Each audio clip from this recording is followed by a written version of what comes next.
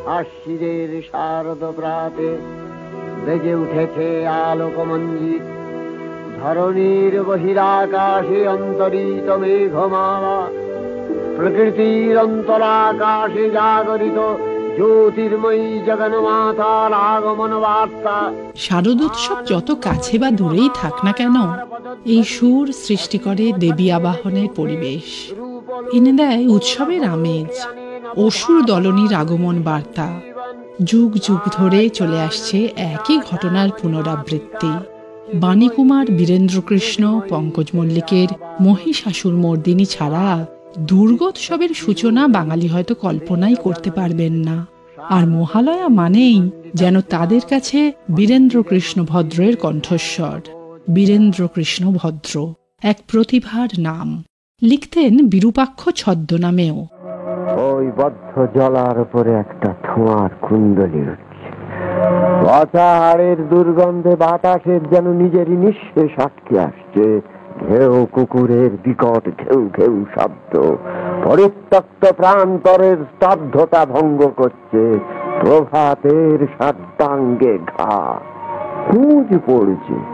হে সুন্দরী বিভৎসতা, তুমি এত সুন্দরী, তাই আমি গ্রাম পরিত্যাগ করে নিত্য প্রত্যুষে তোমার কদর্যতায় স্নান করতে চেয়ে আসি। বেতারের সঙ্গে তার যোগ বড় নিবিড়। যদিও শোনা যায় শেষ জীবনে ভুগেছেন অর্থকষ্টে, সে যুগে অবসর ভাতা নিরবচ্ছিন্ন পাওয়া অনেক সময় খুব একটা সহজ ছিল না। কেমন ছিলেন সেই মানুষটি? তাকে কাছ থেকে দেখেছিলেন প্রাক্তন বেতারকর্মী তুহিন শুভ্র ভট্টাচার্য। বিরূপাক্ষের জন্মদিনে তার কিছু কথা তিনি আকাশবাণী মৈত্রীকে শুনিয়েছেন, তারই কিছু অংশ। তখন কলকাতা বেতারের অফিস।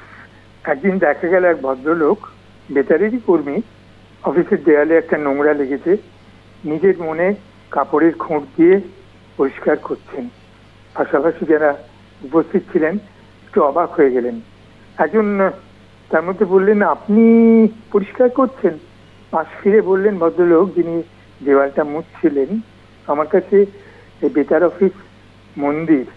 এই ভদ্রলোকই হলেন প্রভাত প্রতিম বীরেন্দ্রকৃষ্ণ ভদ্র।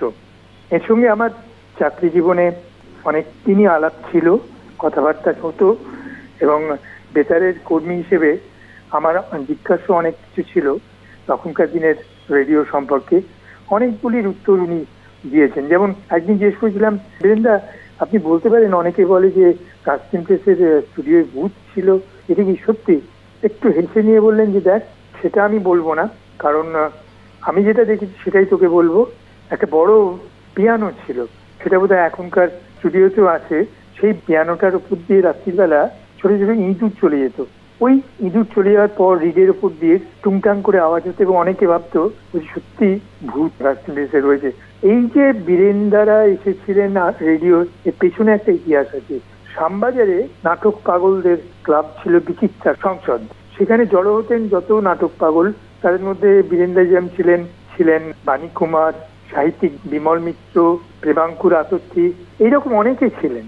তার মধ্যে বীরেন্দা এবং বাণীকুমার আলিপুরের মিন্টে জয়েন করেছিলেন। সেখানে কাজ পছন্দ না হয় উনি পরবর্তীকালে বেতারে আসেন। বীরেন্দা এবং বিমল মিত্র দুজনেই কিন্তু তখনকার দিনে ইস্টার্ন রেলের একটা ভালো চাকরি করতেন, সেই চাকরি ছেড়ে দিলেন। বীরেন্দা যেটা ছিল বেতারে ঢুকবো। বেতারে ওনার যারা সহকর্মী তারা বলতেন, বেতারের ডালে ঝোলে অম্বলে বীরেন। এর একটা কারণও ছিল। অনেক অনুষ্ঠানে দেখা যেত আর কেউ নেই, বীরেন ভদ্রই রয়েছেন। আমরা জানি মহিষাসুর মর্দিনীর সূত্রকার বীরেন ভদ্র, তা নয়। তাছাড়াও শিল্পী আসেনি, গান গিয়ে দিচ্ছেন বীরেন ভদ্র। মহিলা মজবি, সেখানেও বীরেন ভদ্র। উনি নিজের একটা ছদ্মনাম নিয়েছিলেন বিরূপাক্ষ। সে বিরূপাক্ষের আসরে উনি নানা রকম কৌতুকজনক গল্প বলতেন। ছিল নাটক প্রযোজনা, নিজে নাটকে অংশ নেওয়া, মহাভারত থেকে পাঠ করা, রামায়ণ থেকে পাঠ করা। তারপরে বিদ্যার্থী মণ্ডল টকার আসেনি, নিজেই চালিয়ে দিলেন 8 ঘন্টার অনুষ্ঠান। এই জন্যে ওনাকে বলা হতো বেতারের ডালে ঝোলে অম্বলে বীরেন। এই যে মহিষাসুর মর্দিনী আমরা শুনি, প্রেমাঙ্কুর আতর্থীর মাথা থেকেই এসেছিল। একদিন আড্ডা দিতে দিতে উনি বললেন যে রোজ একঘেয়ে হয়, এবারে পুজোর আগে ভোর 4টে শুরু করে দেওয়া যায়। প্রেমাঙ্কুর আতর্থী আর নিপেন মজুমদার তখনকার ভারতীয় প্রোগ্রামের ডাইরেক্টর ছিলেন, ওরা দুজন বললে চালিয়ে দাও, ওই বীরেন স্তোত্র পড়বে আর বাণী লিখে দেবে, বাণী মানে বাণী কুমার। অনেকে আবার অবজেকশন দিল যে বীরেন ভদ্র, কেন উনি পড়বেন, উনি তো ব্রাহ্মণ নন। বাণী কুমার পরিষ্কার বললেন, বীরেন যদি না স্তোত্র পড়ে আমি কিন্তু স্ক্রিপ্ট লিখবো না। সরস্বতী মহাভাগে বিদ্যে কমললোচনে বিশ্বরূপে বিশালাক্ষী বিদ্যাং দেহি নমোস্তুতে ভদ্রকাল্যৈ নমো নিত্যং সরস্বত্যৈ নমো নমঃ বেদ বেদাঙ্গ বেদান্ত বিদ্যাস্থানেভ্য এব যস্বা ত্বং স্বাহা ত্বং স্বাহা।